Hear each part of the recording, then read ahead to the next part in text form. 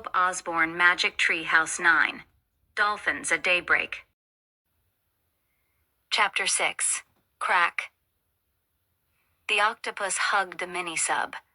Each of its 8 arms had 2 rows of suckers. The suckers stuck to the window. The mini-sub stopped. The octopus stared at Jack and Annie with huge human-like eyes. "I don't think it wants to hurt us," whispered Annie. "It's just curious." I'm going to research it," said Jack. His hands shook as he flipped through the pages of the ocean book. He found a picture of an octopus and read aloud. The octopus tends to be a gentle, shy creature. Sometimes, though, curiosity gets the best of it and it comes out of hiding. "Oh. See, I told you he's shy," said Annie. She yelled to the octopus, "Hi, I'm Annie, he's Jack." "Oh, brother," moaned Jack. He read further, but the octopus has huge strength. Each of its arms, or tentacles, has many suckers, which act like rubber suction cups.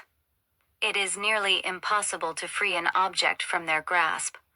"Oh, great," said Jack. "We'll never get rid of this thing."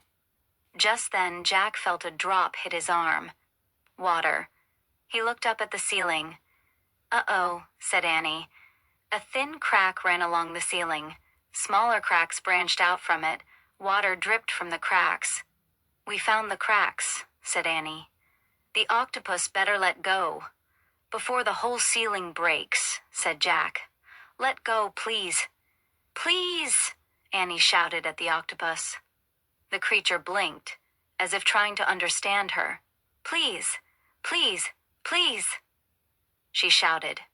"Come on, Annie," said Jack. "It doesn't care if you're polite." The octopus blinked at Jack.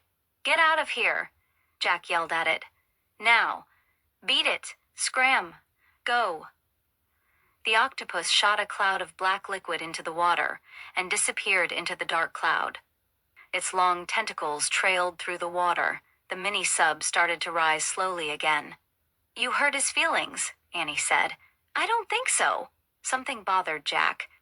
He looked back at the ocean book. He read to himself, "The octopus squirts black ink to escape its enemies. One of its main enemies is the shark."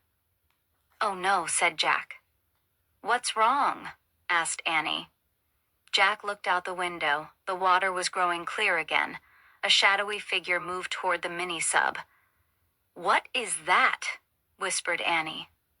The fish was way bigger than the dolphins, and it had a very weird head. Jack could feel his heart nearly stop. "A hammerhead shark," he breathed. "We're really in trouble now." Chapter 7. Remain calm. The shark swam behind the coral. "Where did it go?" said Annie, peering out the window. "It doesn't matter," said Jack. "We have to get to the top." "More water's coming in," said Annie. "Yeah, I know. Come on, faster," Jack ordered the mini-sub. "Even more water's coming in," said Annie. "Lots more." Jack looked up. The water wasn't dripping now. It was spurting. A few seconds, said Jack. Suddenly, the mini-sub burst out of the water. It bobbed on the waves like a cork. The ocean sparkled all around it. "Safe," shouted Annie. Jack felt the water rising around his bare feet. Not really," he said. "Oops," said Annie. "The octopus must have made cracks in the bottom, too." The water was up to their ankles now. Jack looked out. He saw the reef in the distance. "The sub can make it. It doesn't look that far," he said. "Go, go, go," said Annie. She pressed one of the steering keys. Suddenly, the screen went blank. "What's happening?" said Jack. Annie pressed the key again. Then Jack pressed the other pictures. Nothing happened. "It's dead," said Annie. "Oh, great," said Jack. Now the water was up to their knees. "I guess we'll have to swim," said Jack. He took a deep breath. "Right," said Annie. "It's a good thing we had swimming lessons this summer." "Right," said Jack. "And it's a bad thing we just saw a shark." Jack quickly found the picture of the shark in the book. He read aloud, "If you ever see a shark in the water, don't splash. Swim calmly away." Jack closed the book. "We better do the breaststroke," said Annie. So we won't splash. Yep, and stay close, said Jack. Very close, said Annie. Her eyes were wide, but she seemed very calm. Jack took a deep breath. He tried to be calm, too. He calmly took off his glasses. He calmly put them and the book into his pack. He calmly put his pack on his back. Annie opened the hatch. Be calm, Annie said. She slipped out of the mini-sub. Help, Jack said calmly. He held his nose. Then he calmly lowered himself into the ocean. Chapter 8. Swim for your life. Jack moved his arms slowly. He moved his legs slowly. He gently pushed the water out of his way as he did the breaststroke. Calm, calm, he told himself. Annie swam beside him. They headed for the reef. All was calm. Then Jack saw something out of the corner of his eye. A dark fin was zigzagging through the water. It was heading toward them. Jack wanted to splash. He wanted to yell. But he remembered, calm. I better not tell Annie, he thought. She'll stay calmer if she doesn't know. He began to swim faster, then faster. Annie went faster too. They both swam as fast and as calmly as they could. Sometimes Annie went even faster than Jack, which made him swim faster. And faster. Jack was so scared that he wasn't tired at all. He was swimming for his life, and for Annie's life too. He didn't look back to see if the shark was still there. He didn't want to know. He just kept his eye on the treehouse in the distance. And he kept swimming. Jack and Annie swam and swam and swam. It took forever for the treehouse to get just a little closer. Jack realized the reef was farther away than he had thought. He kept swimming, but his arms and legs felt heavy. Annie was struggling too. Float, she said. Float. Jack and Annie turned onto their backs. They floated the way they had learned in swimming class. We'll just rest for a minute, Jack thought. Then we'll keep going. But the more Jack floated, the more tired he felt. Soon he was too tired even to float. He started to sink. Then he felt something. His heart stopped. Something pushed at him in the water. It was slippery and alive. Had the hammerhead caught up with them? Jack shut his eyes and waited for the worst. He waited and waited. Finally, he opened his eyes. In front of him was a shiny gray head, a dolphin's head. The dolphin pushed Jack with its nose. It made happy clicking sounds. Hooray! Cried Annie. Jack looked over at her. She was clinging to the fin of another dolphin. Her dolphin was moving through the water. Jack grabbed the fin of his dolphin. Then the two dolphins swam smoothly through the water, pulling Jack and Annie toward the reef. Chapter 9. Ouch! The sun shone on the ocean. It sparkled like a diamond. Jack felt safe now. His dolphin was taking good care of him. The dolphins slowed down as they neared the reef. Jack lowered his feet. He felt the bumpy coral. He let go of the dolphin's fin and stood up in the water. Annie stood too. Then she threw her arms around her dolphin and gave her a big hug. Thank you, Sukie, she cried, and she kissed the dolphin's nose. Sukie tossed her head and clicked at Annie. Kiss Sam now, Annie said to Jack. You're nuts, said Jack. But Sam nuzzled Jack's head. Then he put his flippers around Jack's neck. Jack couldn't resist. He threw his arms around the dolphin and gave him a quick kiss. Sam nodded and made clicking sounds like laughter. Then he turned to Sukie. The two dolphins chattered to each other for a moment. They nodded at Jack and Annie and swam gracefully away. Bye, Sukie. Bye, Sam, Annie shouted. Thanks, Jack shouted. The dolphins leapt high into the air. Then they dove back into the water with a splash. Jack and Annie laughed. I wish we could swim like that, said Jack. Jack and Annie watched the dolphins until they disappeared. I miss them already, Annie said softly. Me too, said Jack. He sat down in the shallow water. I'm really tired, he said. Annie sat beside him. Me too, she said. The warm water lapped around their shorts and t-shirts. Jack pulled off his pack. He took out his glasses and put them on. They were blurry with water. Guess what? Said Annie.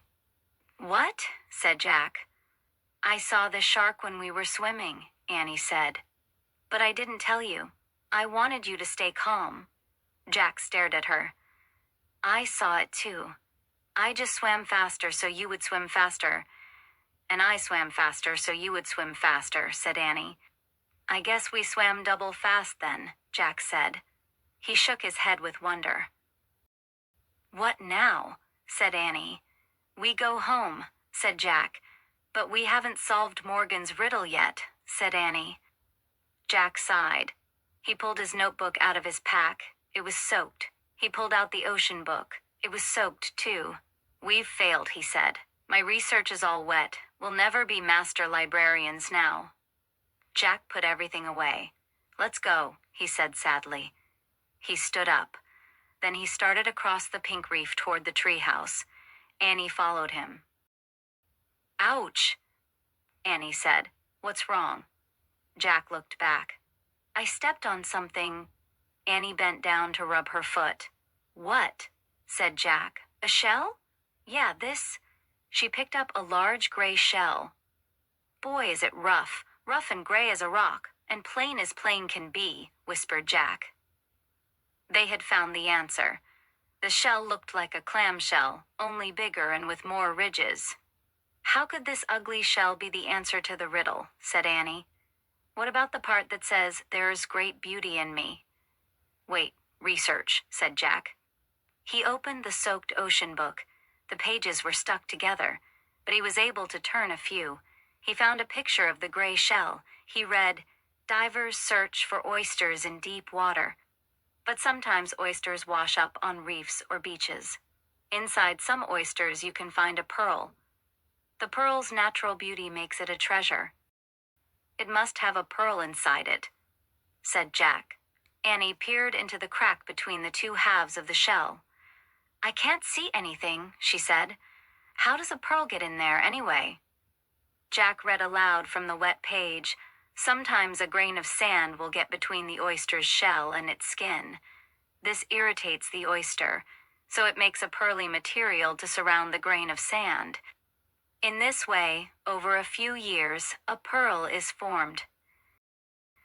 I can't tell if there's a pearl in there or not, said Annie. Maybe we should bang it against a rock, said Jack. Now that would really irritate the oyster, said Annie.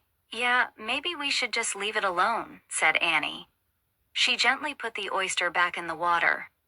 But how will we know if oyster is the right answer to the riddle? Said Jack. Morgan said we'll know, said Annie. Come on. Jack pushed his glasses into place. Then he and Annie picked up their shoes and socks. They climbed through the window of the treehouse. Morgan's scroll was lying on the floor. It was open. Look, said Annie. She and Jack stared at the scroll. The riddle had faded away. In its place was one shimmering silver word, oyster. Morgan's magic, whispered Annie. Jack let out a huge sigh. We got it right, he said. And here's the Pennsylvania book, said Annie. Let's go home. She opened the book. She pointed to a picture of the Frog Creek woods. I wish we could go there, she said. The wind started to blow. The treehouse started to spin. The wind blew harder and harder. Then everything was still. Absolutely still. Chapter 10, The True Pearl. Dawn light slanted into the treehouse. No time at all had passed since they'd left. Day was breaking. Jack rolled up the ancient scroll. He tucked it into the corner. We solved the first riddle, he said. 3 more to go. I don't see another scroll, said Annie. Maybe tomorrow we'll get the next riddle. That's okay, said Jack. I think I need to rest and dry out. His t-shirt and shorts were still soaked. His backpack, too.